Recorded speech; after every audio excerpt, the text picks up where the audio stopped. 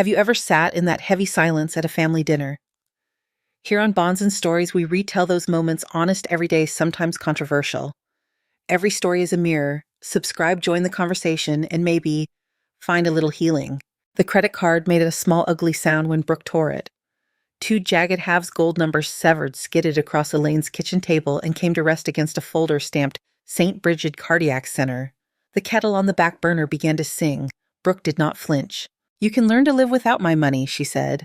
Her voice carried the gloss of downtown offices and wine bars, a bright edge honed by practice. "I am done with the way you control me." Elaine watched the steam thread upward. She wanted to answer the way she taught proofs, one statement building into the next. A neat conclusion at the end. Instead, she put one hand on the folder, feeling the smooth paper, and said, "You are right." Brooke blinked. Confusion slid across her face, quick as a shadow. "Damn right I am." She tossed her hair, highlighted in a way that always reminded Elaine of the price tag more than the color. "You spent years poisoning me against Dad, criticizing my apartment, my friends, my job. Then you asked for my card right when Dad is having a hard time, and suddenly you need heart surgery." She made air quotes. How convenient. Elaine slid the folder an inch closer to herself. Inside were echo images like pale moons, consent forms with steady lines of type instructions about fasting and recovery. She did not open it. "I only asked to use your card for a week until the pre-authorization clears," she said. "That was wrong of me to ask." Brooke laughed, brief and sharp. "It is my card. My money. Please do not pull this helpless act, Mom. You teach math to other people's kids. Dad carries real weight." The kettle shrieked. Elaine turned it off and poured hot water over a triangle of tea mint and chamomile, bumping to the surface like tiny rafts. She slid a mug toward Brooke. Brooke did not touch it. "Would you like some tea before you go?" Elaine asked. "Oh my God," Brooke said. "This is why Dad left. You are cold, calculating, impossible." She grabbed her designer bag from the chair, leather creaking. The front door slammed so hard, the hallway frames trembled. One fell. The glass hit hardwood with a brittle pop. Silence washed in behind her. Elaine stood for a moment, the warm mug in her hands, the sharp air seeping under the door. She set the mug down, crossed the hallway, and lifted the fallen frame. A photo from Park Hill years ago. Brooke at 7 on Mark's lap, cheeks apple round both of them, looking at something beyond the camera. Elaine stood slightly off to the side in that picture hair, pulled back a sweater that looked too thin for December. A crack ran through the glass, thin as a fault line, right between Brooke's eyes. She carried the frame to a drawer and laid it face down. Back at the table, the two pieces of the credit card winked like teeth. Elaine pulled her phone, opened her banking app, and scrolled through a familiar set of numbers. There it was, the pattern she had built and maintained month after month, year after year. $1,200 on the first for Brooke's rent gap. $800 on the 15th for the Audi lease. Variable top-ups when the credit card approached its limit. Sometimes 2 in 1 month. She disabled the automatic transfers. Tap, tap, tap. Each confirmation made a dull thud in her chest. She breathed the way Nurse Rosa had taught during pre-op in, for 4 hold for 2, out for 6, slow enough to feel the ribs expand and settle. Her thumb hovered over the bank's call icon. She pressed it and listened to the recorded voice run through options. When a representative came on, cheerful and bright, Elaine gave her name and the last 4 digits and the answers to questions she had answered long before Brooke ever had a line of credit. "I would like to remove myself as guarantor for my daughter's card," she said. Effective immediately. There were disclaimers about credit limits, about how her income had helped establish the line. There was a small pause, the kind people who deliver news often make, as if to cushion the fall. Elaine thanked the woman, confirmed her decision, and listened to the clack of keys on the other end. "You have been removed as guarantor," the woman said. "Is there anything else I can help you with today?" "No, thank you." Elaine set the phone down beside the folder. The house felt different, as if some quiet motor had been turned off at last. She poured herself tea and took a sip. Mint and medicine in the same breath. Her phone chimed. "A message from Mark. Marge, I heard you are hassling Brooke for cash." Low blow. Leave her alone. She swiped the screen dark without replying. Outside, late sun scraped the edge of the fence. Someone on the block was walking a dog, a corgi with a barrel chest, nails clicking on the sidewalk. Elaine watched their legs steady 4 points, anchoring a small body to the earth. She listened, for her own heart felt the thud that had brought her to St. Bridget's cardiology office, the soft whoosh the technician had traced with a gel-slick wand. On the table, the folder waited. She opened it and checked the checklist she had already memorized. Surgery scheduled Tuesday, 5 days. No food after midnight the night before. Arrange a ride home, prepare a downstairs sleeping space, set medications out with labels big enough to read without leaning. Janelle would drive her. Brooke had not been on the emergency contact line for years. Elaine wrote Brooke's name in the little box anyway. She set the folder down and moved through the kitchen, clearing plates, rinsing the sink, wiping a faint line of sugar near the stove. Her body was tired, not the tiredness from extra tutoring hours or late grading, but something cellular, a fatigue that ran under the skin like cold water under ice. For dinner, she made oatmeal, sliced a banana into thin coins, and stood by the window to eat it. No berries this time.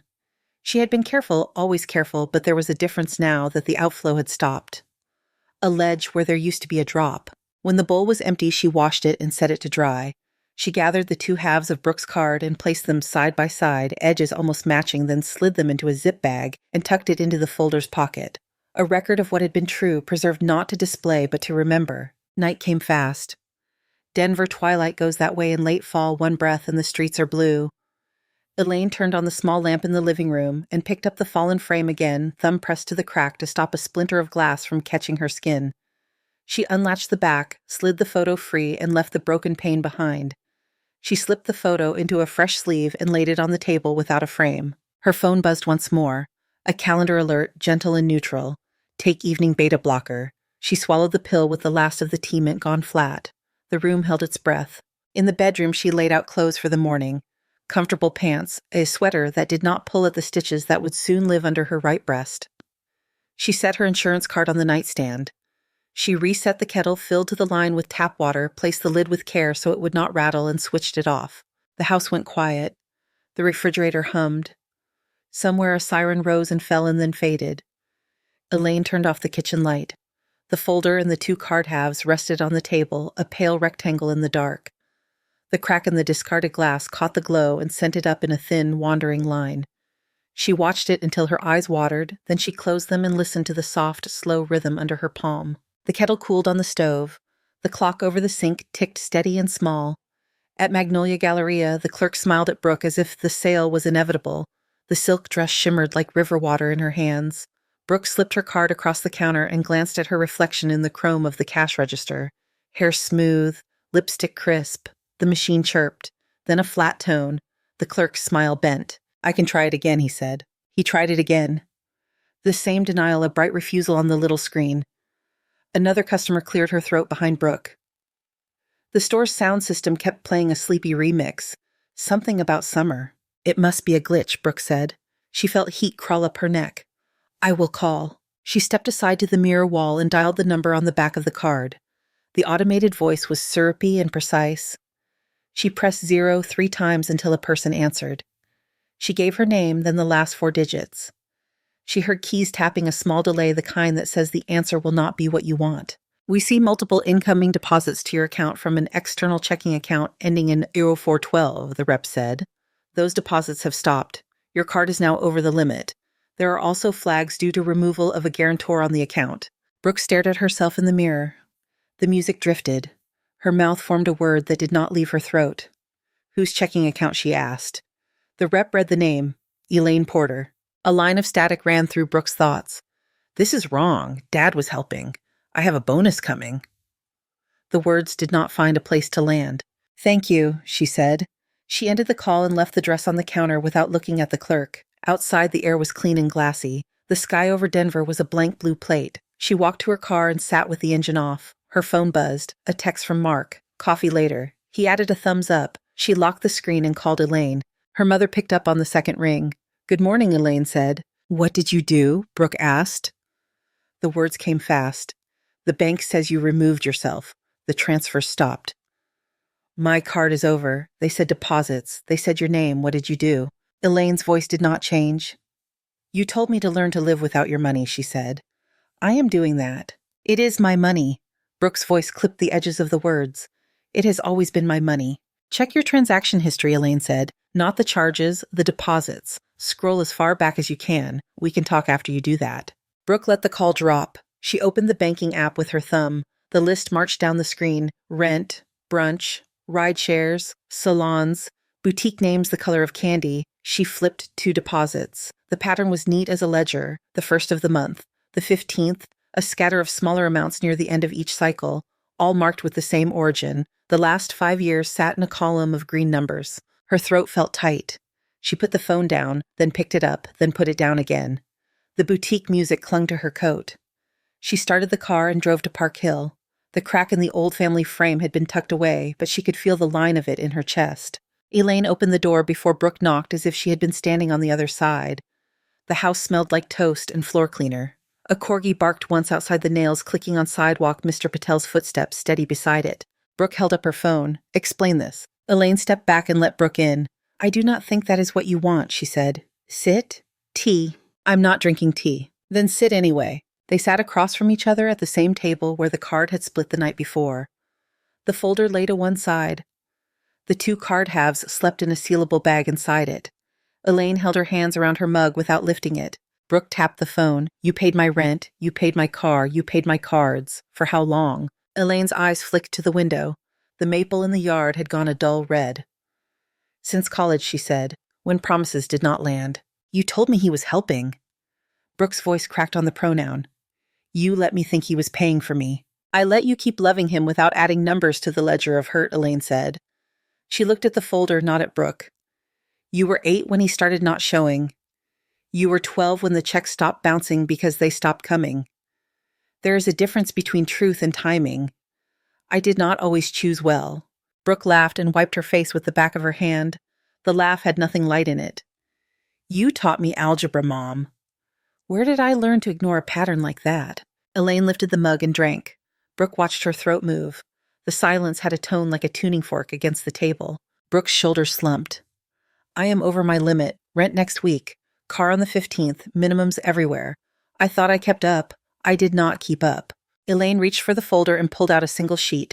A plain budget template, 2 columns, handwritten lines. "Let us look," she said.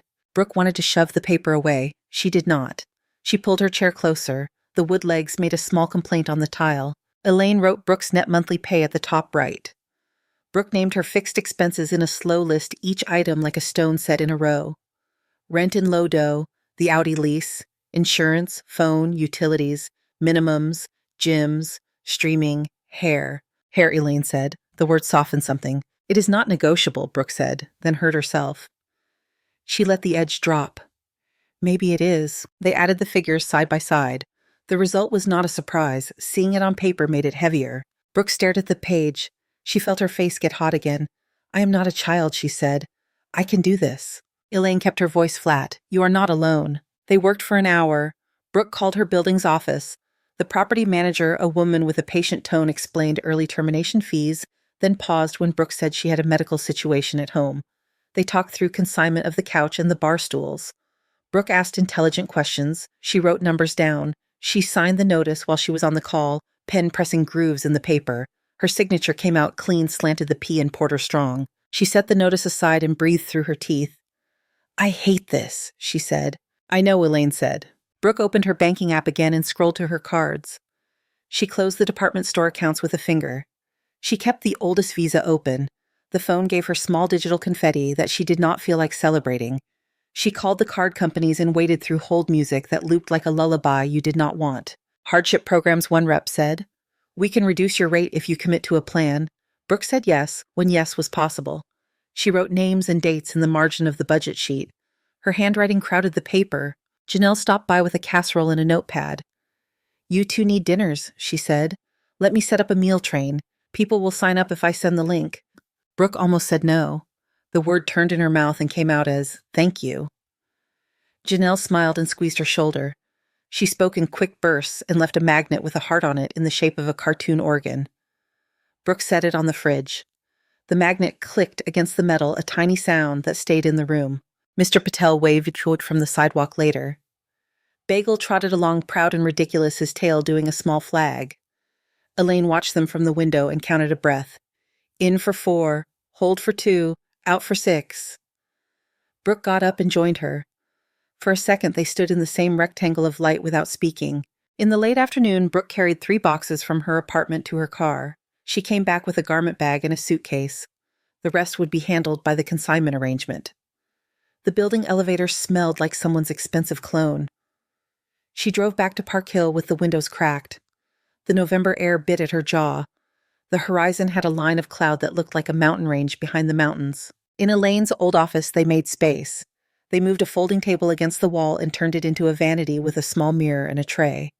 Brooke hung suits in the closet that had once held prom dresses. She folded jeans and set them on a shelf that still had a faint pencil mark at 5 feet, a record of a growth spurt that had made her dizzy at 14. "Use the dresser," Elaine said. She tapped the top drawer. "It sticks sometimes." Brooke pulled the handle and felt the catch, then the give. The drawer slid open like a held breath released. They ate soup from bowls and tore bread by hand. The house took on the smell of onions and rosemary. The kettle lifted and then quieted when Elaine remembered the switch. The two of them sat with the new budget between them. The paper had coffee ring shadows now, as if it had already lived in the house for years. When Brooke cleaned the dishes, she lined them to dry in a precise row. The row fit the counter exactly. She wiped the stove, then the sink, then the fridge handle. She did not look at Elaine when she said, "I am sorry for the way I spoke yesterday." Elaine tucked a piece of hair behind her ear. "Thank you," she said. Brooke took her phone from the counter and opened her messaging app. A group thread with her brunch friends sat at the top. Photos of cocktails and blazers and a new rooftop. She typed a quick note that she would be out of touch for a bit, then deleted the note and said nothing. She opened a new message and typed a list for herself. She did not hit send. She watched the cursor blink until the screen dimmed. Evening fell early. The corner streetlight came on with a hum. The maple in the yard held its last red leaves like coins. Brooke took the budget sheet and pinned it to the side of the fridge with Janelle's heart magnet. The little cartoon ventricles smiled. Elaine took her medication at 8. Brooke set an alarm for the next dose, as if the sound could hold everything in place. They sat in the living room with the lamp on low. The cracked frame lay in the drawer where Elaine had put it. The photo sat framed in nothing on the bookshelf, balanced against a stack of paperbacks. Brooke's phone vibrated on the table. The screen lit her face from below. Mark's name filled the glass. She stared at it for a long beat, then answered. "Sweetheart," he said, "can you meet me for coffee tomorrow? I need to talk to you. It is important." His voice had a scratch she did not recognize. She listened to his breathing steady and small and said, "Text me the place." Then she set the phone down between the budget and the folder from St. Bridget. The kettle on the stove clicked as the metal cooled. The clock over the sink kept time measured and sure. The room did not move. Brooke eased the car into the St. Bridget garage and killed the engine. In the dim light, the dashboard clock glowed 5:27. She reached for the canvas tote on the back seat and checked its contents with clean-clipped motions. Insurance card, medication list, a folder she had labeled Porter E with a strip of blue tape, laptop charger granola bar. She handed Elaine a knit cap. "It is cold," Brooke said. "Put this on while we walk in." Elaine pulled the cap over her ears. The knit rasped her hair. Her breath made smoke. The hospital door slid open on a tide of warm, filtered air and disinfectant. In the admissions bay, a volunteer with a soft scarf around her neck guided them to a desk. The clerk asked for a name. Elaine spelled it. The printer trembled a thin sheet of labels into a clear tray. They moved through checkpoints, vital signs in a narrow room with a mural of aspens. A nurse adjusted an IV and asked about allergies. Another nurse checked a band against Elaine's wrist. She felt the quiet weight of each hand that touched her, the brief pressure, the clean smell. Nurse Rosa appeared with a clipboard and a small, bright smile. "We are on time," she said. "Your surgeon is finishing a first case. He will see you before we go." Brooke stepped close. "We have the medication list," she said, "and the advance directive." She pulled a sheaf from the tote and slid it across to Rosa. The papers had crisp edges. Rosa nodded approval and handed over the healthcare proxy form. Elaine read the lines even though she had read them at home. She filled in Brooke's name. The pen felt heavier than it was. She signed where the arrows told her. Brooke signed the witness line. Her signature ran clean, the loop on the K, tight, the descender on the P, neat and strong. Elaine let her eyes rest on it for a breath. Dr. Javier Alvarez stepped in wearing a cap, printed with small red hearts that made him look almost festive. His eyes were alert and kind. He shook Elaine's hand with a pressure that said focus and familiarity. He turned to Brooke. "Questions," he said. Brooke's phone opened to a notes app weighted on her palm. "Right mini thoracotomy," she said. "You go in between the ribs, not through the sternum. Expected length of procedure, pain management plan, typical length of stay. 4 to 5 hours," he said. "Small incision here." He tapped a spot under Elaine's right breast with 2 fingers. "Nerve block, then oral medication. We like you sitting up by this afternoon and walking a few steps by tonight." Complications to watch for, Brooke said. Bleeding, infection, rhythm changes. We do this often. Your pre-op numbers are solid. I would be very surprised by anything unusual. He held Brooke's gaze for a moment, then turned back to Elaine. We will see you after. They hugged briefly. Elaine could feel Brooke's ribs. Brooke's breath caught at the top of it, then steadied. The transport aide arrived in blue scrubs and tidy hair. The bed rolled. The ceiling tiles passed in squares. The last thing before the bright was Brooke's hand warm on Elaine's shoulder, and then the world narrowed to light and the sound of her own breath moving through a tube and the patter of footfalls around her. Brooke watched the operating room door swing closed and did not move for a count of 10. She went to the family lounge with its soft chairs and muted television. The vending machines hummed like captive animals. She poured coffee that tasted like pennies and sat under a framed print of mountains with exaggerated snow. She opened the tote and built a small command post. The binder with tabs she had cut and labeled meds appointments, exercises, meals, a printout from a website with the surgeon's outcomes read and highlighted in calming yellow. She texted Janelle to confirm the meal train link. The reply came back with emojis that looked like vegetables. Brooke felt a sting behind her eyes and put the phone face down. Time stretched without announcing itself. She measured it by the length of a playlist, the slow creep of dawn up the windows, the number of times she refilled a paper cup. A nurse came out twice to say things were going well. The second time, the nurse said, "They are closing." Brooke stood. Her legs had that buzzing feeling you get when you have forgotten you own a body. She went to the restroom and washed her hands and stared at herself under hospital lighting. No lipstick now, hair pulled back. She tapped water off her face and went back to the lounge. When Dr. Alvarez returned, he looked like a man who had completed a long, careful task. There was a faint white line where he had worn goggles. "We repaired the valve," he said. "We did not need to replace." "That is better. She is waking. She will be swollen and sore. She will know your voice." Brooke nodded. Words sat somewhere low in her chest where the bone meets the soft parts. They wheeled Elaine into a quiet recovery bay. Machines traced her body in numbers. The monitor clicked a steady beat, a little green metronome that soothed and unnerved at once. Elaine's eyes fluttered. The nurse touched her shoulder and said her name. Brooke stepped forward so that the first person Elaine saw would be her. "Hey," Brooke said softly. "It is done." Elaine tried to speak. Her throat scratched with the memory of the tube. The nurse handed Brooke a cup with ice chips. Brooke lifted one to Elaine's lips with a plastic spoon. The cold spread across Elaine's tongue and down to the rough place. She closed her eyes for a second and then opened them. The next hours moved in short frames. The hiss of oxygen prongs, someone adjusting a cuff, the smell of alcohol swabs. Brooke learned the incentive spirometer and coached Elaine to pull air into a small plastic marker. She counted in for 4, hold, out for 6, the same numbers, different reason. By late afternoon, they transferred Elaine to the cardiac unit. The room had a view of a flat roof and a strip of sky. The sunlight was thin but real. Rosa came by and checked the incision, a neat bandage under the right breast, with a clear dressing that showed a line of stitches like careful train tracks. Pain scored a number but lived in the background as long as the medicine ran on time. Brooke asked for the schedule and wrote it on a whiteboard above the tray table in block letters Elaine could read without squinting. Brooke sat up in a corner chair with her laptop. She answered 2 work emails and then left the rest.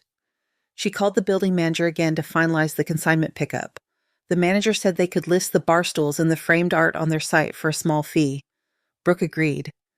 She paid the early termination fee and took a photo of the receipt for her file. Janelle arrived with a bag of single-serve yogurts and cutlery and that notepad again. "The sign-up is filling," she said. "People like to help." She put a tempered glass water bottle on the windowsill and hugged Brooke with one arm, careful not to jostle anything. "You are doing good." After Janelle left, Mr. Patel texted a picture of Bagel in a tiny sweater. Brooke showed it to Elaine and got a small smile that moved one corner of her mouth. The monitor ticked on, polite and relentless. Back at the house that evening, while Elaine slept and the night nurse took over, Brooke moved the coffee table to the wall and rolled up the rug in the living room.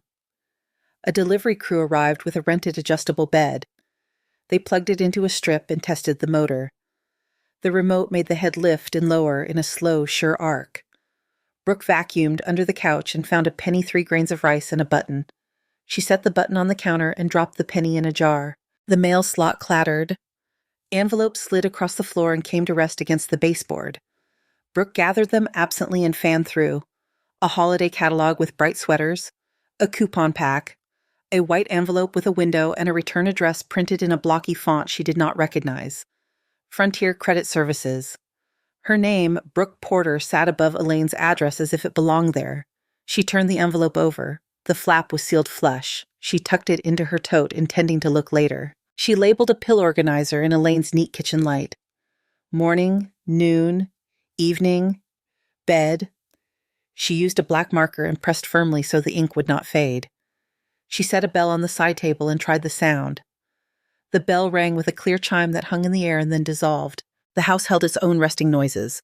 The refrigerator compressor, a branch brushing the gutter, the kettle reset and ready. Brooke washed her hands and stood for a long moment with her fingers resting on the edge of the sink.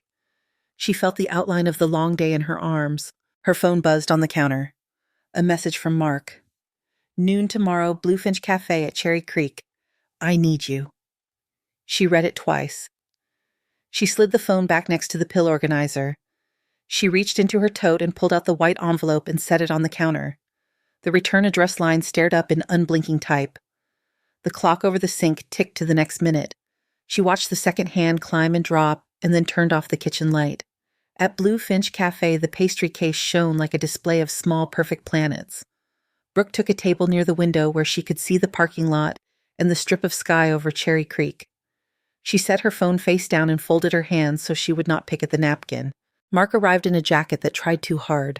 His smile came first a little too wide, then the tiredness behind it. He leaned in as if they were still a team. Sweetheart, he said, you look good. Brooke nodded. Mom is stable. He touched his chest like a promise. I was going to visit. I have had a lot on my plate. A server came by. Brooke ordered black coffee. Mark asked for a double espresso and unfolded a paper sugar packet with the care of a man opening a letter he dreads. I will be straight with you, he said. His voice dipped, then climbed. I am in a bind. The friend I was staying with wants his space back. The new place needs first month, last month deposit. $4,000. I can pay you back when my next project closes. Brooke watched the espresso drop from the spout in slow brown ropes. She felt the urge to reach for her bag to fix it fast and breathe later. The urge passed. She took her phone and opened a contact card she had made from a website Janelle had sent. Mountain Ridge Credit Counseling. She slid the phone across. They can help with a plan, she said. This number answers. Mark's mouth tightened. It made him look older. This is not the time for lectures. You know I always come through. Your mother does not get it. She has always been tight. You are not like her. I am like me, Brooke said, and the answer is no. He blinked. The words seemed to land in the wrong spot like a stone in a glass. The server set down their drinks. Mark put 2 sugars into his cup and stirred without tasting it. You are really going to leave me out to dry, he said, after everything I have done for you. Brooke pictured the deposit screen, the tidy parade of green credits with Elaine's account number.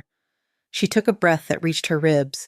I am not going to argue, she said. If you want help, call the number. He let the spoon click against the cup and looked past her at the parking lot as if an answer might walk in wearing a warm coat. When he met her eyes again, they were wet. The tears did not surprise her. The timing did. You sound just like her, he said, cold. Brooke put a tip on the table and stood. Take care, Dad. Outside, the air felt sharper than when she had walked in. She stood for a moment with her keys in her hand and let the cold find her cheeks. Her phone buzzed. A text from Janelle with a photo of the whiteboard in Elaine's room. Sit up, walk to door, breathe. The marker strokes were steady, a teacher's hand. Brooke drove back to Park Hill, the afternoon flattening into the easy traffic between neighborhoods. At the house, she went straight to the kitchen. The white envelope from Frontier Credit Services lay where she had left it. She slid a knife under the flap and lifted the paper free. The letter was polite. Denied, it said due to insufficient credit and verification issues. Attached a scan of an application completed online. Brooke's name typed across the top. Her social blotted out except for the last 4. The listed address was not hers. It was the street where Mark had been staying. The phone number belonged to him. The signature at the bottom looked like her name if someone had traced it from memory. The P was wrong. The K kinked too high. The curve of the B did not sit on the line. Brooke set the letter on the counter and leaned both hands beside it. The tile was cool through her fingers. She counted a slow 4. She held a quiet 2. She let 6 out. She called the numbers on the letter. A woman named Carly answered and went briskly through security. Brooke read the account number and said the words in a voice that did not shake. This application is not mine. The address and phone do not belong to me. The signature is not mine. Carly's tone shifted professional and careful.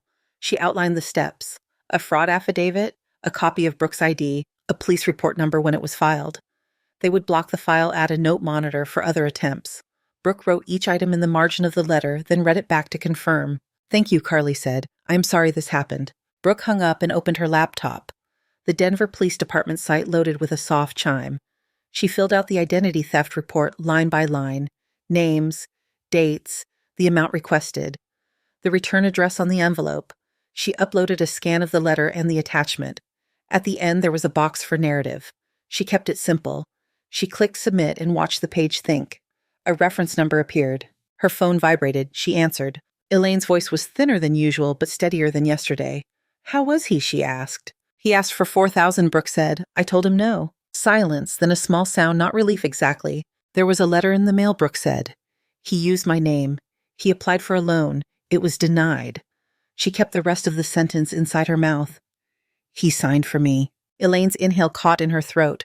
Brooke heard the beep in the background hold its time. "Did you call the lender?" Elaine asked. "Yes." "The police?" "Yes." "All right," Elaine said. The word was a chair placed in a room and sat on. They did not say much else. Brooke placed the letter and the affidavit printout into a new tab in the binder, hand labeling it Identity. She pressed down so the ink would not fade. She called Mark last. He answered on the second ring with a hopeful hello that made her chest drop. "There is a letter," she said. "You used my name." "I was going to tell you," he said quickly. "It was just a stopgap. I thought I could handle it on my own." "You used my name," she said again. The memory of her clean signature on the hospital proxy flashed behind her eyes like a slide. "You do not understand the pressure," he said. "I am not the bad guy here. I am trying to survive." "I understand enough," Brooke said. "Do not contact me anymore." He said her name in a way that pulled at an older part of her, the part that still wanted to make things easy so nobody had to feel ugly. She ended the call. She blocked the number. The act felt both too small and exactly the size it was. At the hospital, Elaine was sitting up and breathing with the spirometer when Brooke walked in. Rosa checked vitals and nodded once at Brooke like a point on a chart. Brooke smoothed the blanket and looked at the neat, clear dressing. The skin around it was mottled with the kind of bruising that looks like a map of a place you have never been. "How is the pain?" Brooke asked. "Managed," Elaine said. Brooke replaced the whiteboard tasks with fresh ones. Sit up to chair, 2 laps of the hall, incentive 20 times an hour. She drew little boxes and shaded them in when Elaine finished each one. The nurse laughed softly. "Teacher tricks," she said. Elaine smiled with only her eyes. Brooke pulled the Frontier letter from her tote and set it on the tray. Elaine read it in silence. She lifted her hand above the page as if it were hot. "We will keep copies," Elaine said. "We will keep going." An orderly knocked and brought a new pitcher of water. The hospital smell had become familiar, a blend of antiseptic linens and cooked green beans from the floor kitchen. Brooke stood at the window and watched a plane cross the strip of sky, a silver insect moving from one frame to the next. Her phone chimed. A new email. Subject line, offer letter, senior marketing strategist. She read the first paragraph and felt a low drum in her chest that was not fear. The second paragraph mentioned travel. She looked at Elaine's profile, the strong line of her nose, the fine new grooves around her mouth. The monitor kept time. Brooke clicked the screen dark and slid the phone under the binder. That night, Brooke drove home through streets that had started to shine with a thin sheen of frost. In the living room, the rental bed waited with its white sheet tucked smooth as an envelope. She adjusted the pillows and set the bell within reach. She placed the binder on the side table with a pen and a clipboard. She put the Frontier envelope on top, the paper that had lit the day like a match. The kettle on the stove clicked softly as the metal relaxed. In the quiet, she could hear the house breathe that slow old rhythm that had nothing to prove and no way to hurry. At St. Brigid, the clinic hall smelled like hand gel and clean paper. Dr. Alvarez clicked through images on a monitor, valves opening and closing, like small gates in a clear stream. Elaine sat on the exam table with her sweater folded on her lap. The cuff on her arm left a faint ring on her skin. "Looks good," he said. He tapped a line of text and glanced at her over the frames of his glasses. "Scarring is clean, rhythm is steady, short walks are fine, light chores, listen to what the body says." Elaine nodded. The words did not float, they settled. Brooke waited outside the door with a tote and a pen tucked behind her ear. She stood when Dr. Alvarez came out. He gave her a short smile that carried more than the shape of it. Brooke stepped back into the room and looked at the screen as if it could tell a secret. The moving grayscale made its own soft logic. Back home, the rental bed had been picked up. The rug lay flat again. Elaine set the metronome from her classroom on the shelf and clicked it once.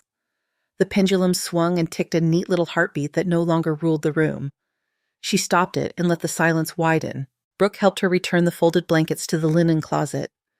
The bell went into a drawer with tape and batteries. The house took its old shape edges a little softer.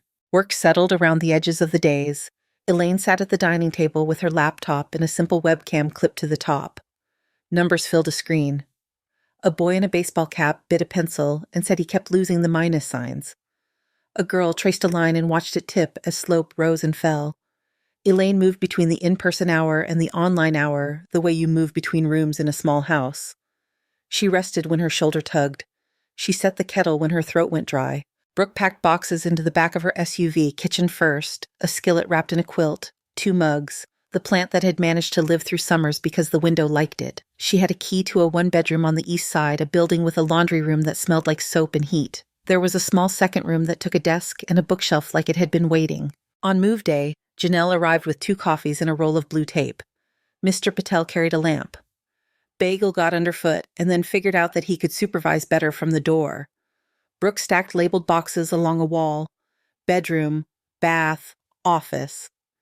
She opened a lower cabinet and found space for the skillet. The new place had clean walls and a view of a parking lot and the sky above it. The window frame clicked when it shut. She locked it and checked it again. That evening, she knocked on Elaine's door with a poinsettia and a folder. The plant looked like it belonged on the old radiator cover. The folder held a single check. Brooke placed it on the table next to the budget sheet with the T-ring. Elaine looked down at the paper with her name in the payee line. The number sat in clear figures. 5,000. Brooke's hands were steady on the table's edge. "It is my bonus," Brooke said. "After tax. I kept what I need for a cushion. This is the rest." Elaine touched the top corner with one finger and then lifted the check. She did not make it into a speech.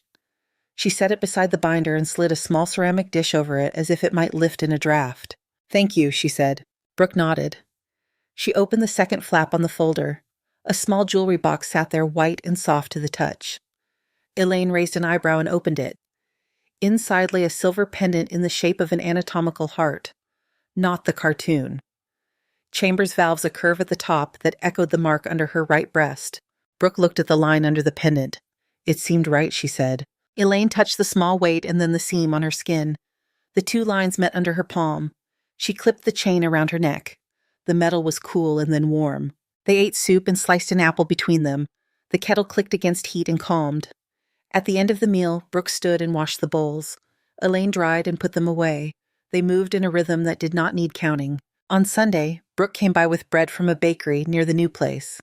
She had flour on her sleeve and a small nick on her thumb where a box cutter had gotten ahead of her.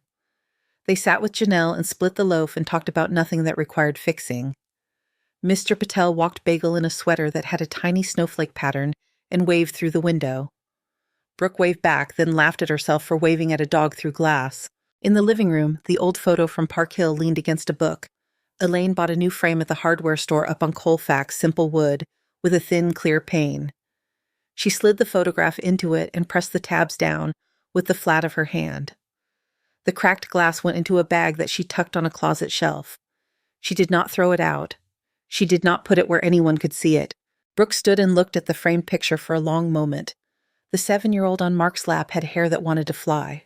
The woman by the edge wore a sweater too thin for winter and still smiled at something in the distance. "Keep it there," Brooke said softly. "I like it better where it sits."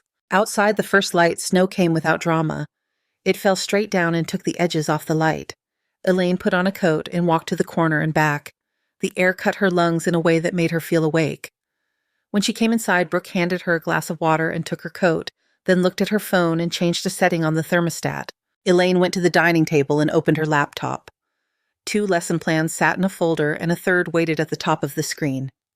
The yard outside the window had gone to gray and white. A sparrow hopped along the fence line like a small moving punctuation. On the counter, the binder lay with tabs in their strong colors. Meds, appointments, exercises, meals, identity. The Frontier envelope had been folded and placed in a plastic sleeve corners trimmed so it would not snag. The fraud report number was written on a sticky note next to it. The sticky note had a curl on one end that made it look almost like it might lift and leave. It did not. Elaine brought out a box from the hall closet. The cracked frame lay inside next to 3 old remotes and a charger for a phone no one owned anymore. She put the frame in an oversized zip bag and sealed it. She wrote one word on the bag with a thick marker and slipped it back on the shelf. The word was enough. After dinner, Brooke locked the front door and checked the stove. The neighborhood quieted.